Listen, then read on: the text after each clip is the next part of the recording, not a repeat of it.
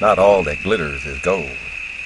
What does this glitter in the air, floating down on man and beast, have to do with me and mine? How can this affect me? I have a busy life and cannot be bothered by more details. Why should I care? But for the fact that the vitamin D deception has already affected all mammals. We have seen industry dump poison into the air supply forever, it seems.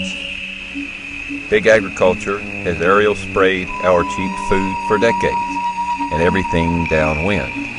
Since BP Macondo, we have seen sky controllers aerial spraying for oil dissipation and camouflage. For many months, it was our only news. It was a perfect example of military-industrial cooperation. Maybe this spraying is the equivalent of the perfect war on America. Planes with invisible bombs, subtle collateral damage, and no one in authority seems to know a real answer or is accountable. What makes this high-altitude aerial spraying different that should concern anyone? Well, one good reason to think about: why is it not openly talked about that someone is spending and making mountains of money doing it? Hundreds of planes spraying all around the world.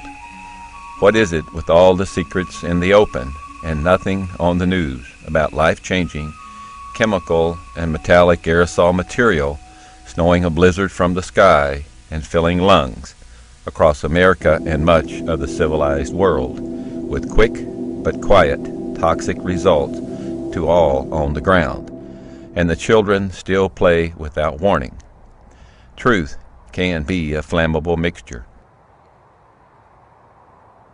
We do not expect this generation of kids now, the ones born after 2000, to outlive their parents. That's already going on right now in Louisiana. It's going on all over. It isn't just there. I do direct patient care, and I get all their labs, and I do diet therapy with them. And so, of course, vitamin D, they'll send them to me and say, hey, let's get their vitamin D intake up. You can't do it with food. What's the situation with vitamin D and the people that come in here? We're finding now that about 90% deficiency rates. Because when they come in, some of them are so sick they can hardly walk through the door. And it's chronic fatigue, fibromyalgia, heavy metal toxicity, environmental illness, and whatever other label you want to put on it. Almost every single one of them is deficient in vitamin D and iodine. That's right. And who are you and what do you do? I am a physician, internal medicine, alternative care. You know, every year we do a big health fair here and check people's blood work. And so I've been doing that for, maybe 8 years or so. So, that's maybe 600 people.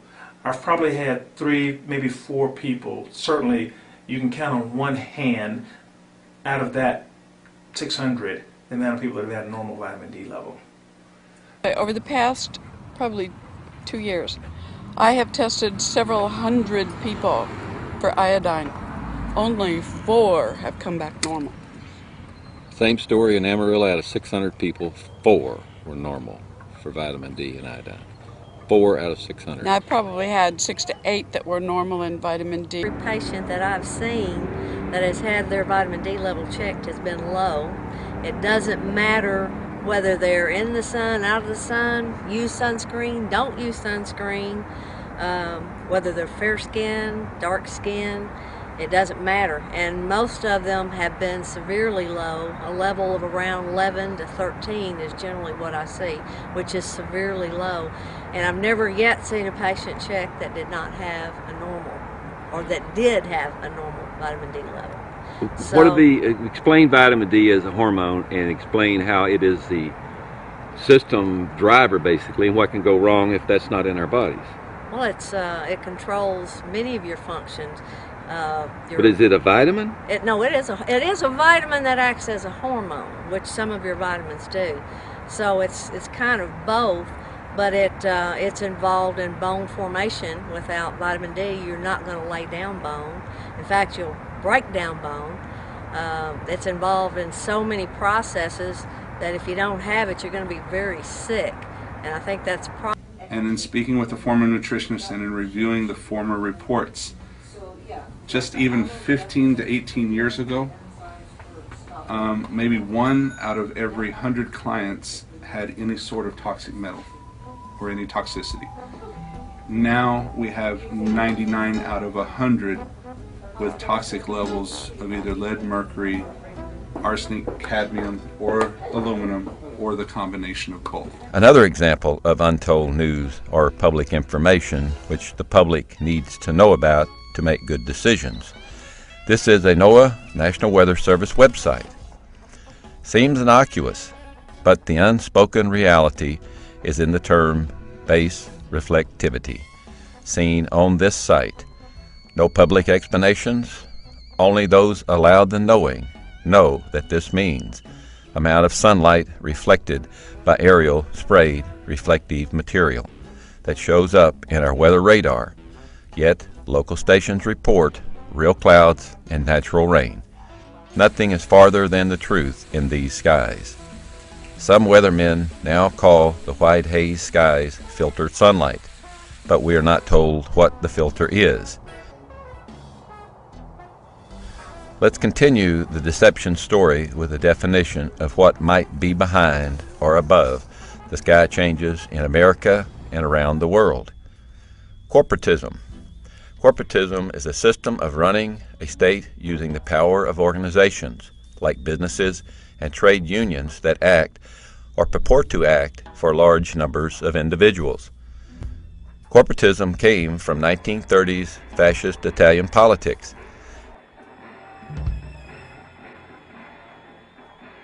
It is a military attitude and designer business suits. Powerful corporatism was evident, but not so clear to all, during and now after Macondo blew up mysteriously. The event is now called by some more honest federal officials an engineered catastrophe reminiscent of 9/11. The governmental operating system for the Gulf oil spill relief response was military in tactic and outcome, with lots of long-term and long-distance environmental collateral damage. This damage will continue for decades. It was not clear whose military or who was really in charge, BP or our military, but wedged in the middle of these two military-industrial elements, the third element of the trinity of corporatism are the scientists and engineers who design and build weapons of mass destruction for the complex, who devise plans to drill where we really should not be for the complex. It took scientists and engineers to design and build these planes and this technology used to modify weather, modify the planet, and compromise our life support system, changing everything for everyone without asking anyone for permission. Their silence on the subject of spraying says a lot about the character of many of our scientists. Silence has a price, apparently. Long-term silence on the subject of chemical spraying of the population is understandable, because corporatism is passed on from company president to company president, from boardroom to boardroom over decades, from old royal bloodlines to new bloodlines over centuries, never changing the intent of the global corporation or corporatism. The prime directive of corporatism is to rule the planet and beat nature into submission. To hell with the future, even of its own corporatism. It is blind to injustice, it is blind to the natural environment, and the streaks in the sky are the evidence that it cannot stop itself once the lies and dollars are big enough. Corporations will do anything for a dollar, for control. For a lot of dollars and a lot of control, nothing is beyond their reach and stoop.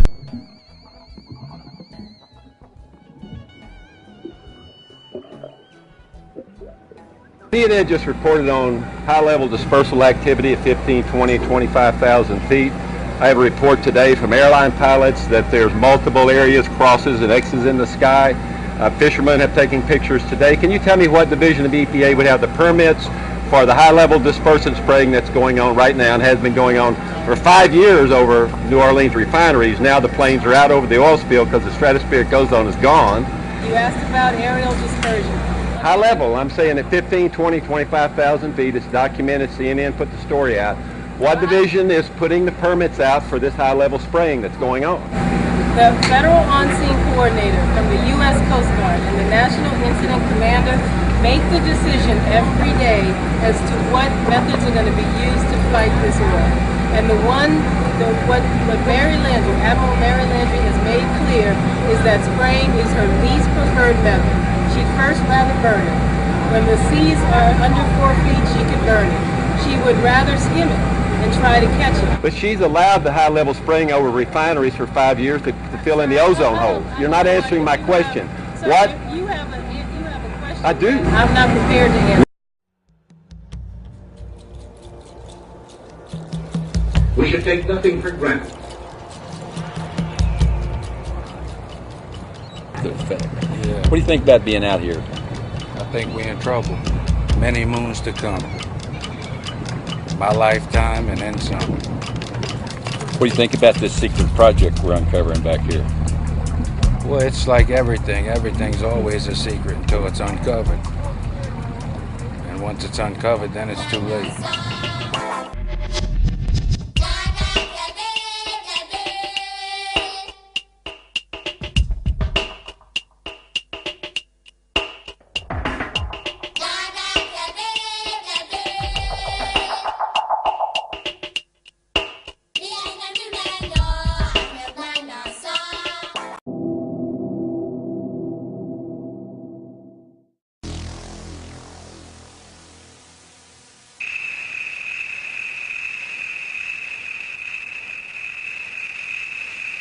Not all that glitters is gold. What does this glitter in the air floating down on man and beast have to do with me and mine? How can this affect anything downwind? Since BP Macondo, we have seen sky controllers aerial spraying for oil dissipation and camouflage. For many months, it was our only news. It was a perfect example of military-industrial cooperation. Maybe this spraying is the equivalent of the perfect war on America.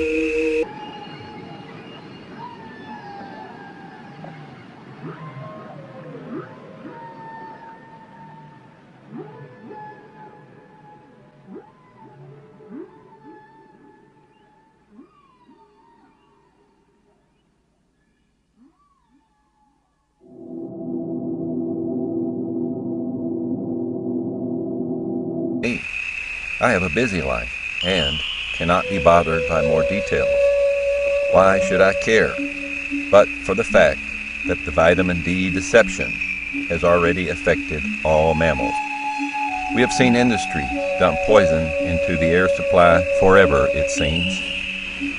Big agriculture has aerial sprayed our cheap food for decades, and every